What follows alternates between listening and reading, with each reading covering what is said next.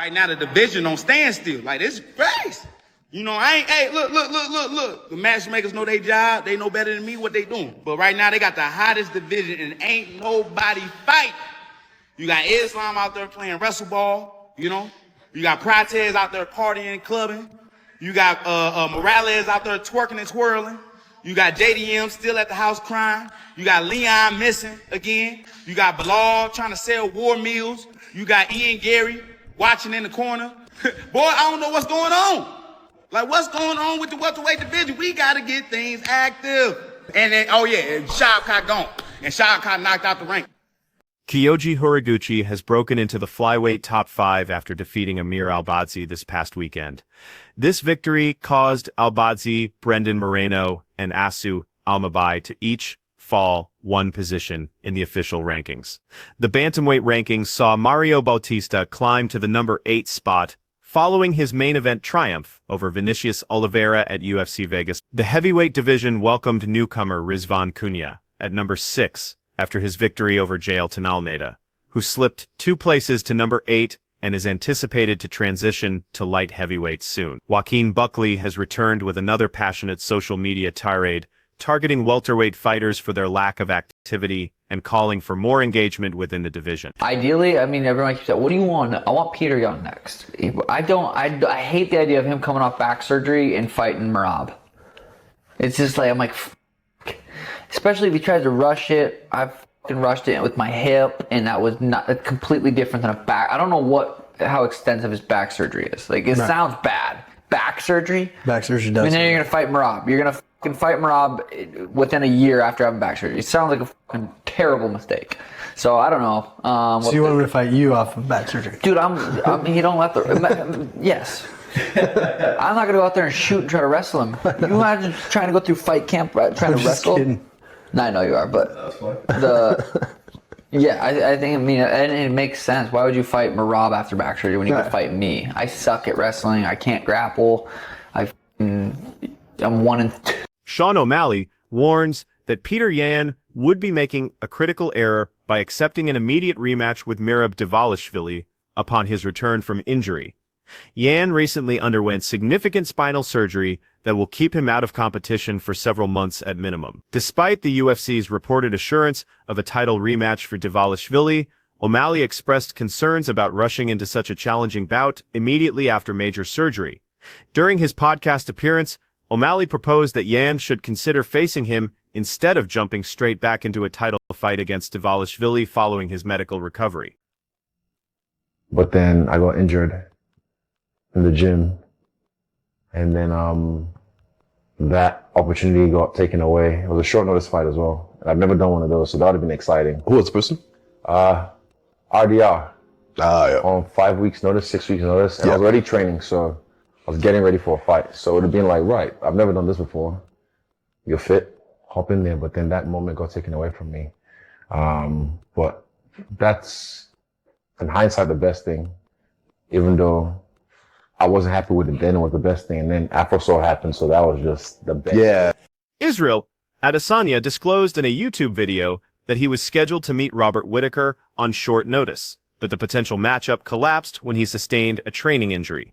This setback prevented what would have been his comeback fight last year. I know it's less than 10. It can't be past 10. So if I fight now, fight one more time towards the end of the year, maybe. That's 2 fights. If I do 2 fights a year, next year I can still fight. 2028 is where I'll be like, I don't know yet. I don't know. I can't see past 2027, but I do know 2028. I don't know. I don't think that far ahead at the moment, but I do glance at it, but I don't really try and focus on it. I just know I'm on the tail end. I can see the finish line. I've been seeing the finish line in the distance, but now it's closer. But who knows at what pace will I get there?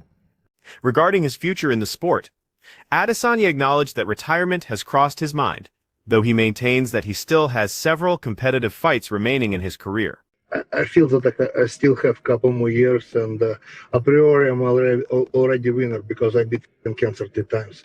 So back in my fight against Ben Roswell, it doesn't matter if even I lost that fight or won, which is I win the fight, and it doesn't matter for me. 3 times beat the cancer, it's pretty legit, and I feel great. Like Nike, just do it. Andrei Arlovsky continues to amaze combat sports fans with his latest triumph in the BKFC ring. The 47-year-old veteran added another championship to his legendary resume by stopping Ben Rothwell at BKFC Knucklemania 6, proving that age remains just a number for the Pitbull. Prior to the bout, Arlovsky disclosed his status as a three-time cancer survivor, making his continued excellence in combat sports even more extraordinary. In post-fight interviews, Arlovsky expressed that while he's pleased with his victory over Rothwell, his greatest pride comes from conquering cancer multiple times throughout his journey. First cancer I had back in 2010 in June. Second was 2013, and on February 24th, it's going to be exactly 1 year when Dr. Chet from Miami, from University of Miami, removed tumor from my kidney. Also, I got removed 28 lymph nodes, and I went through some chemotherapy. And I wasn't ready talk about my cancer years ago, but now I feel like it's what people need. I started the Arlovsky method. It's my new project, and actually I was surprised how many people send me DM me messages about how it's important for them, how it motivates them, how like people like need this stuff. And when I read it, I got tears in my eyes. The most important thing is never give up, because life is beautiful, like I said, and just keep fighting, guys. The veteran fighter provided additional insight into his medical battle, explaining that surgeons successfully removed a tumor from his kidney and extracted 28 lymph nodes during his cancer treatment process. I'm from Chechnya, ready to hear the Wolf. 1, 2. My man Ibrahim from Chechnya, the Wolf, hooked me up with these Ray-Bans. And I just want to say thank you, man. Thank you, brother. My God. Thank you for my детство, как сказать. Спасибо. Thank you for my child. Childhood memory, huh? That's nice. Hey, this is little Chimaev right here, huh? This is Hamza's protege right here. Thank you, brother. Money. New details have emerged regarding Ilya Tapiria's custody and financial arrangements with his former wife Georgina following their separation. Georgina has been granted primary custody of their daughter while remaining in Spain to ensure Tapiria maintains regular contact with his child.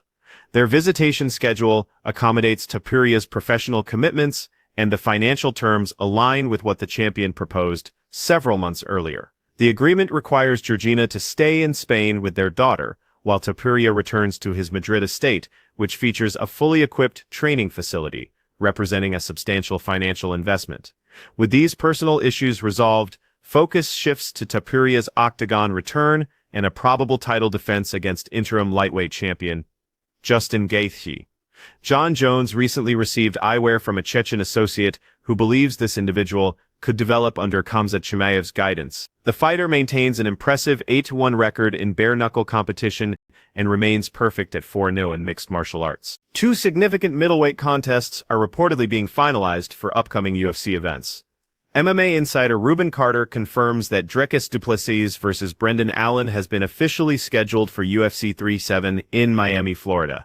Du Plessis is recovering from his unanimous decision title loss to current middleweight king Khamzat Chimaev at UFC 3019, where ground control proved decisive. Allen has been building impressive momentum in the division, most recently earning a unanimous decision over Rainier de Ridder in October 2025 as he pursues elite contender status. Additionally, Khamzat Chimaev versus Nassourdine Imavov is being targeted for UFC 32-8 at an undetermined location. Chimaev claimed the middleweight crown with a dominant performance at UFC 3019 and has established himself as the division's premier talent. Imavov has been equally impressive, delivering notable victories including a knockout of former champion Israel Adesanya and a recent unanimous decision over Chris Curtis in September. Dana White has debunked another speculative UFC White House fight report. MMA social media account, Menace MMA, boasting nearly 500,000 Instagram followers, claimed that Conor McGregor versus Colby Covington would headline the White House card, catching many fans off guard. The UFC president immediately dismissed this report, stating it was complete nonsense and revealing that matchmaking meetings were scheduled for the following day with key personnel flying in to finalize the actual fight card by weekend's end. Garry appears to be closing in on a title opportunity based on his recent social media activity. Garry announced the start of his training camp and hinted at a potential bout with Belal Muhammad by posting about wrestling preparation, likely referencing Muhammad's grappling strengths. The MMA community responded with mixed reactions, with some fans suggesting Garry deserves continued title eliminators after his impressive victories over top contenders, while others believe different fighters are more deserving of immediate title shots.